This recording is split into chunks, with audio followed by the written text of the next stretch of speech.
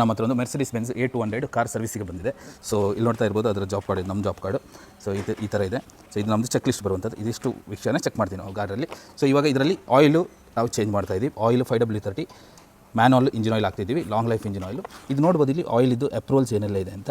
So ಇದು ಬಂದುಬಿಟ್ಟು ನೋಡಿ API SN C3 ಇದೆ, MB ಅಂದರೆ ಮೆರ್ಸಿಡಿಸ್ ಬೆನ್ಸ್ ಇದು, ವೋಕ್ಸ್ವ್ಯಾಗನ್ ಇದು, ಆಮೇಲೆ BMW ಇದು, ಪಾರ್ಷೆದು ಎಲ್ಲ ಅಪ್ರೂವಲ್ ಇರುವಂಥ ಇಂಜಿನ್ ಆಯಿಲು.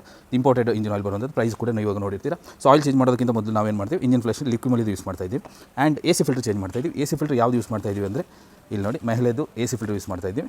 ಸೊ ಇದು ಇದರದ್ದು ಹೊಸ AC ಫಿಲ್ಟ್ರು, ಇದು ಇದರದ್ದು ಹಳೆ AC filter. So next air filter change ಮಾಡ್ತಾ ಇದ್ದೀವಿ. ಏರ್ ಫಿಲ್ಟರ್ ಯಾವುದು ಯೂಸ್ ಮಾಡ್ತಾ ಇದ್ದೀವಿ ಅಂದರೆ ಮ್ಯಾನ್ ಫಿಲ್ಟರ್ ಯೂಸ್ ಮಾಡ್ತಾ ಇದ್ದೀವಿ, ಯಾಕಂದರೆ ಟಾಪ್ ಕ್ವಾಲಿಟಿ ಬೇಕು ಮೆರ್ಸಿಡಿಸಿಗೆ. ಸೊ ಇದು ನೋಡ್ಬೋದು, ಇದು ಆಯಿಲ್ ಫಿಲ್ಟರ್. ಆಯಿಲ್ ಫಿಲ್ಟರ್ ಯಾವುದು ಯೂಸ್ ಮಾಡ್ತೀವಿ, ಎಗೇನ್ ಮಹಿಳೆ ಯೂಸ್ ಮಾಡ್ತಿದ್ದೀವಿ.